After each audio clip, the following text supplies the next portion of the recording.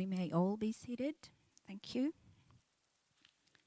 Tonight, as we observe Tenebrae, we have designated 8 of our brothers and sisters to read passages from the Bible that will help us commemorate the Passion of Christ. Shall we use this time to reflect, to meditate, or consider how much Jesus, our Messiah, was willing to suffer for you, for me, and for everyone? A candle will be snuffed after each reader, which signifies the darkness and the suffering that Jesus is willing to suffer, and also gives a signal for the second reader to come and read their piece. When the last candle is snuffed, you are free to sit and continue with your meditation or quietly make your way home. But may I encourage you to continue your meditation, but know that this is just a prelude. The story is not yet over. Please come back tomorrow at 9 a.m. and on Sunday to finish the story. May I give this to Anne?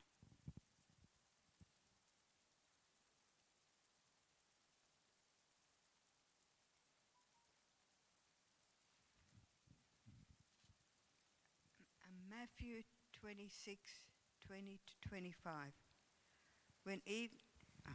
When evening came, Jesus was reclining at the table with the 12. And while they were eating, he said, "Truly I tell you, one of you will betray me." They were very sad and began to ask him, one after the other, "Surely you don't mean me, Lord?"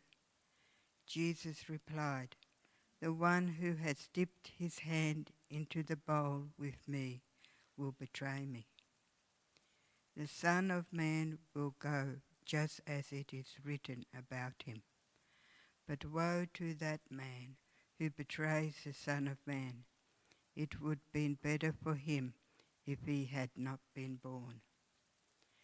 Then Judas, the one who would betray him, said, "Surely you don't mean me, Rabbi?" And Jesus answered, "You have said so."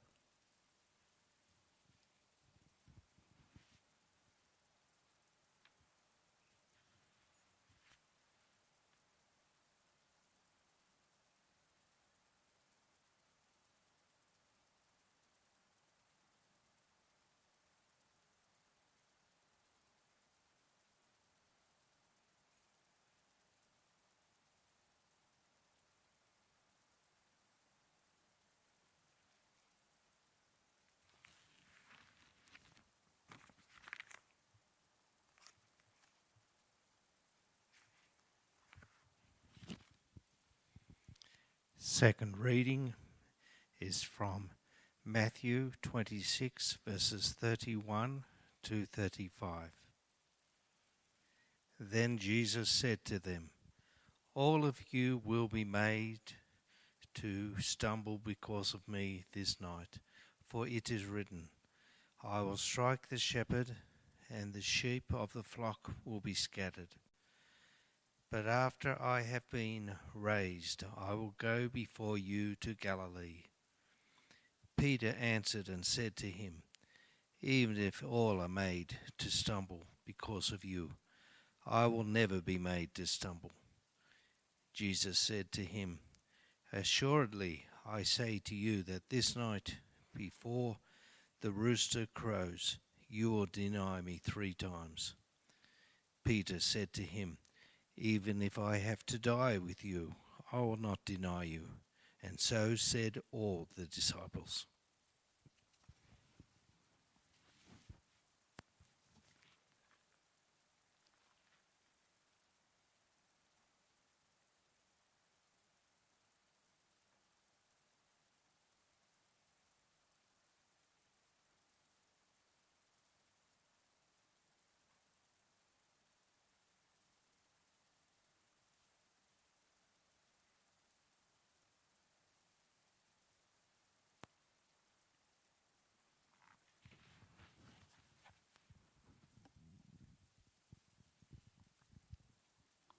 third reading is from the book of Mark, 32 to 41, chapter 14. They went to a place called Gethsemane, and Jesus said to his disciples, "Sit here while I pray." He took Peter, James, and John along with him, and he began to be deeply distressed and troubled. "My soul is overwhelmed with sorrow to the point of death," he said to them. "Stay here and keep watch." Going a little farther, he fell to the ground and prayed that, if possible, the hour might pass from him. "Abba, Father," he said, "everything is possible for you. Take this cup from me. Yet not what I will, but what you will." Then he returned to his disciples, and he found them sleeping. "Simon," he said to Peter, "are you asleep? Could you not keep watch for 1 hour? Watch and pray so that you will not fall into temptation. The spirit is willing, but the body is weak." Once more he went away and prayed the same thing. When he came back, he again found them sleeping because their eyes were heavy. They did not know what to say to him. Returning the third time, he said to them, "Are you still sleeping and resting? Enough. The hour has come. Look, the Son of Man is betrayed into the hands of sinners. Rise, let us go. Here comes my betrayer."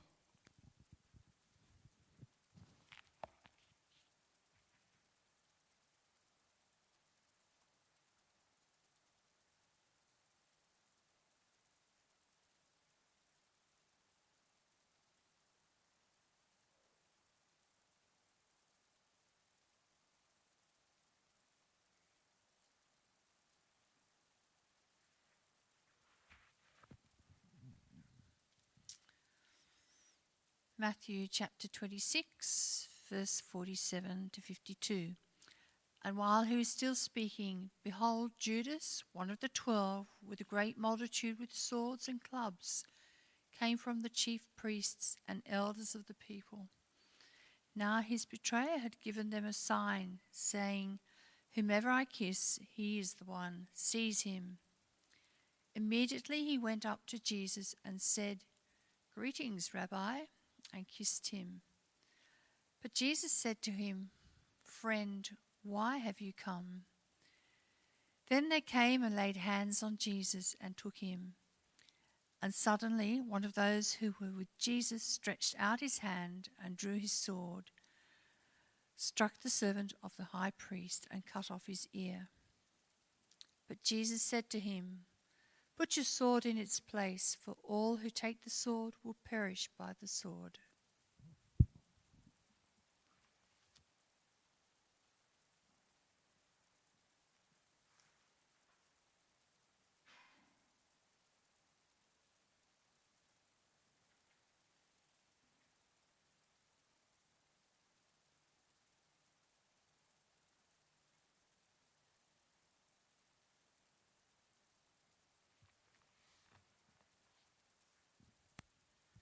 The fifth reading is from Luke 22:54 onward. Then seizing him, they led him away and took him into the house of the high priest. Peter followed at a distance. But when they had kindled a fire in the middle of the courtyard and had sat down together, Peter sat down with them. A servant girl saw him seated there in the firelight. She looked closely at him and said, "This man was with him." But he denied it. "Woman, I don't know him," he said. A little later, someone else saw him and said, "You are one of them." "Man, I am not," Peter replied. About an hour later, another asserted, "Certainly, this fellow was with him, for he is a Galilean." Peter replied, "Man, I do not know what you are talking about." Just as he was speaking, the rooster crowed. The Lord turned and looked straight at Peter. Then Peter remembered the word of the Lord, the word the Lord had spoken to him. "Before the rooster crows today, you will disown me 3 times." And he went outside and wept bitterly.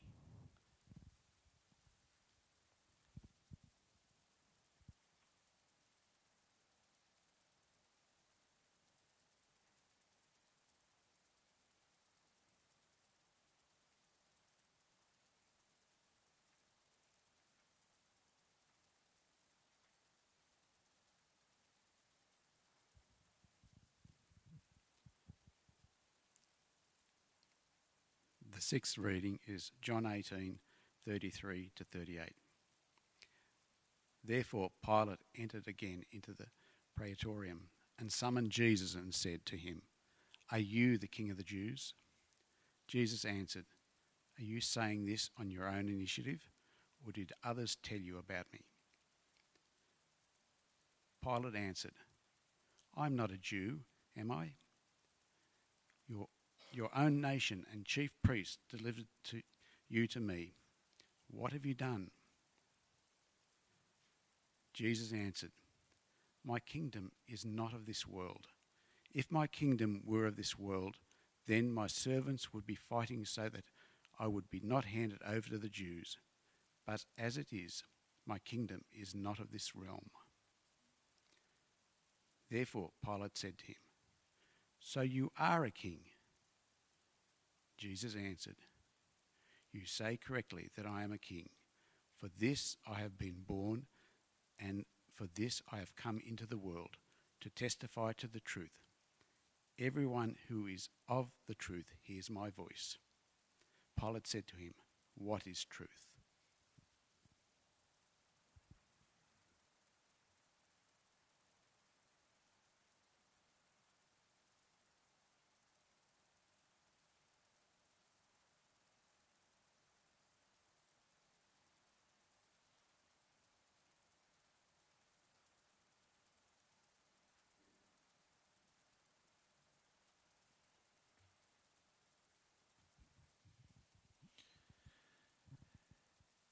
The seventh reading is from Matthew chapter 27, verse 20 to 26. Meanwhile, the leading priest and the elders persuaded the crowd to ask for Barabbas to be released and Jesus to be put to death. So the governor asked again, "Which of these 2 do you want me to release to you?" The crowd shouted, "Barabbas." Pilate responded, "Then what should I do with Jesus, who was called the Messiah?" They shouted back, "Crucify him." "Why?" Pilate demanded. "What crime has he committed?" But the mob roared even louder, "Crucify him." Pilate saw that he wasn't getting anywhere and that a riot was developing. So he sent for a bowl of water and washed his hands before the crowd, saying, "I am innocent of this man's blood. The responsibility is yours." And all the people yelled back, "We will take responsibility for his death, we and our children." So Pilate released Barabbas to them. He ordered Jesus flogged with a lead-tipped whip, then turned him over to the Roman soldiers to be crucified.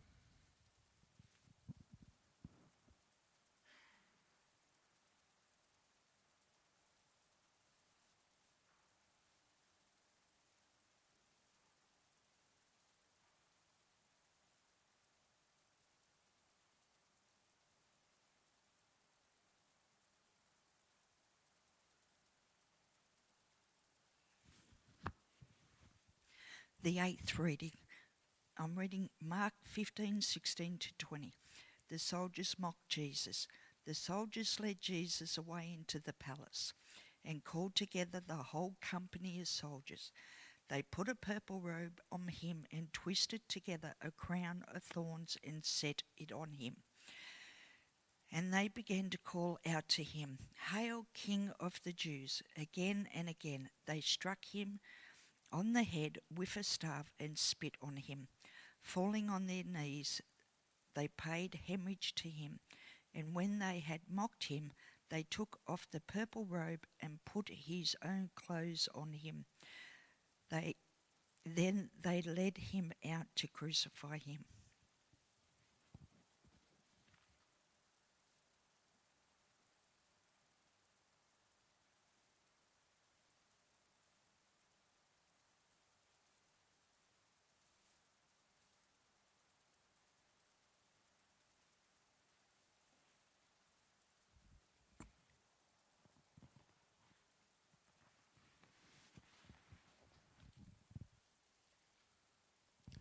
My God, why have you forsaken me? Why are you so far from saving me, so far from the words of my groaning? Oh my God, I cry out by day, but you do not answer. By night, and I'm not silent. And am I not silent? Yet you are enthroned as the Holy One. You are the praise of Israel. In you, our fathers put their trust. They trusted, and you delivered them. They cried to you and were saved. In you they trusted and were not disappointed. But I am a worm and not a man, scorned by men and despised by the people. All who see me mock me. They hurl insults, shaking their heads.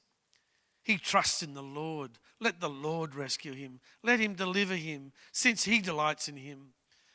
Yet you brought me out of the womb. You made me trust in you, even at my mother's breast.